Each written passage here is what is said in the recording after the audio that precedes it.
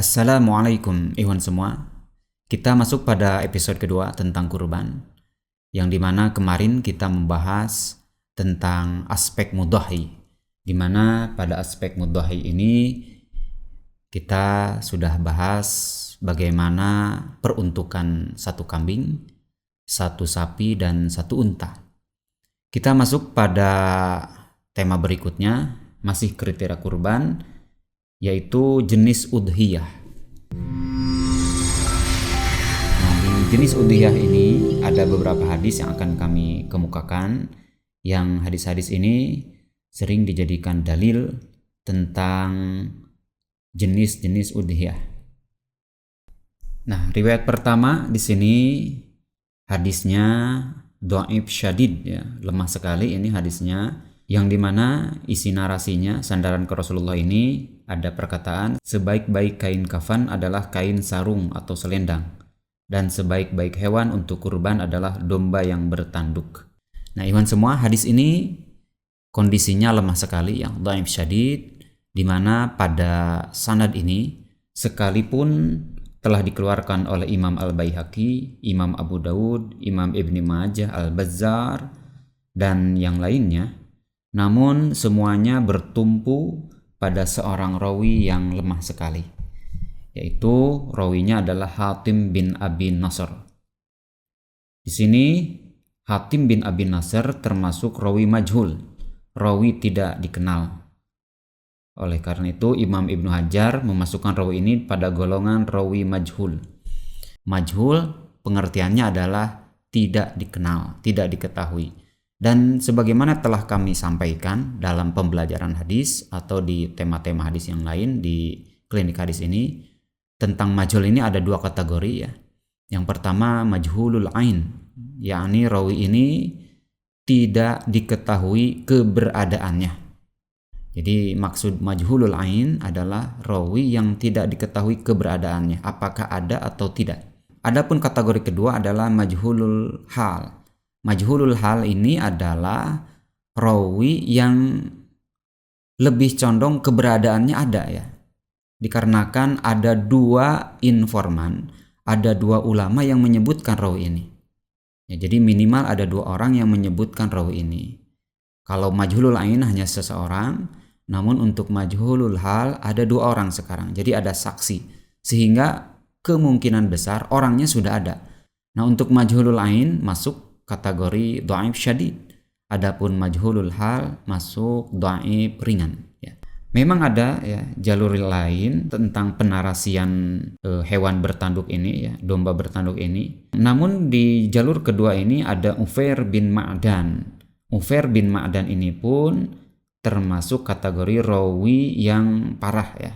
Rawi ini secara keberadaannya dipastikan ada, namun rawi ini bermasalah pada adalahnya, ya. Kredibilitasnya ini bermasalah. Salah satunya Imam Ahmad mengatakan munkarul hadis.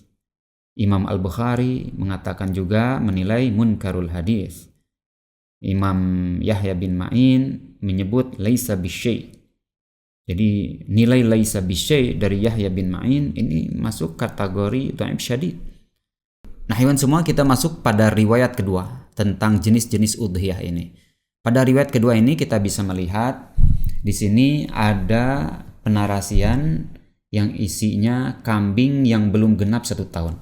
Ini hadisnya sahih, namun bagaimana, ya, jenis kambing seperti ini, apakah sah atau tidak untuk dijadikan kurban? Di sini dalam hadis ini ada pamannya Abu Barra yaitu Abu Burdah pernah menyembelih binatang kurban sebelum sholat Aid, dan ini tentu tidak sah, karena penyembelihan hewan harus mulai dilakukan pada saat setelah sholat Aid. Intinya Abu Burdah ini mungkin lupa atau bagaimana, beliau menyembelih kambing sebelum waktunya. Nah, oleh karena itu Rasulullah mengatakan kambingmu itu hanya berupa daging biasa, artinya tidak sah. Lantas Abu Burdah berkata kepada Rasulullah, "Ya Rasulullah, aku hanya memiliki seekor anak kambing jad'atan." Kambing jad'atan ini, ikhwan semua, adalah kambing yang sudah masuk usia 6 bulan, namun belum sampai pada 1 tahun. ini kategori jad'atan ya. Untuk detailnya bisa bergabung di grup kami, permasalahan dan rincinya, kategori jad'atan, musinnah dan sebagainya. Di video ini kita agak singkat ya. Nah, Abu Burdah mengatakan bagaimana ini? Maka kata Rasulullah, silakan berkurban dengan itu, namun hanya sah untuk kamu saja, selain kamu itu tidak sah. Nah, berikutnya pada hadis yang ketiga atau riwayat yang ketiga. Sekarang ada domba yang belum genap 1 tahun. Tadi hadis yang kedua, ini kambing ya yang belum usia genap 1 tahun. Sekarang domba yang belum genap usia 1 tahun. Di sini hadisnya sahih ya, riwayat Imam Muslim, bahwa Rasulullah kata Jabir pernah mengatakan, janganlah kamu sembelih hewan untuk berkurban melainkan musinnah. Nah, di sini Rasulullah mengecualikan, kecuali jika itu sulit kamu peroleh, silakan sembelihlah jaz'atan dari domba. Nah, iwan semua di sini Rasulullah mengecualikan khusus domba yang belum genap usia 1 tahun, jadi baru jaz'atan, itu boleh dilakukan. Namun syaratnya jika tidak ada lagi ya usia musinnah, baik kambing atau domba.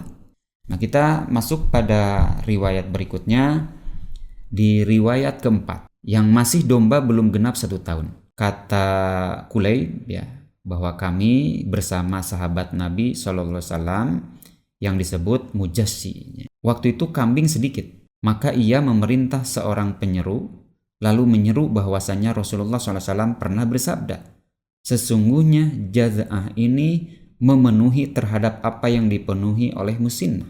Ini riwayat Abu Daud dan riwayatnya sahih setelah kami bahas.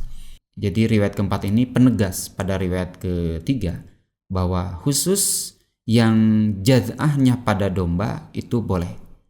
Namun intinya kembali pada secara garis besarnya, diusahakan kita berkurban untuk domba dan kambing ini pada usia musinnah, yaitu sudah genap usia 1 tahun.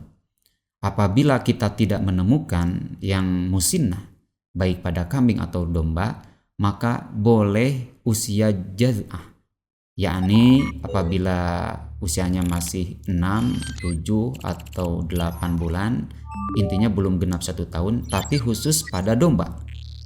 Di sini ada riwayat kelima ya, sebagai riwayat terakhir pada pertemuan kali ini pembahasan tentang jenis udhiyah.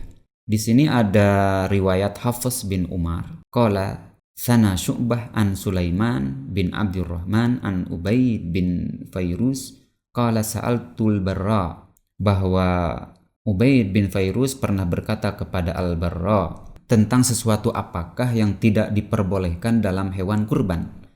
Maka ia berkata, Rasulullah SAW pernah berdiri di antara kami, kemudian beliau berkata, 4 perkara, ada 4 kategori yang cacat ini tidak dibolehkan. Yang pertama adalah buta sebelah, kemudian yang kedua pincang, yang ketiga adalah sakit, yang keempat adalah kakinya pecah, yakni tidak memiliki sumsum.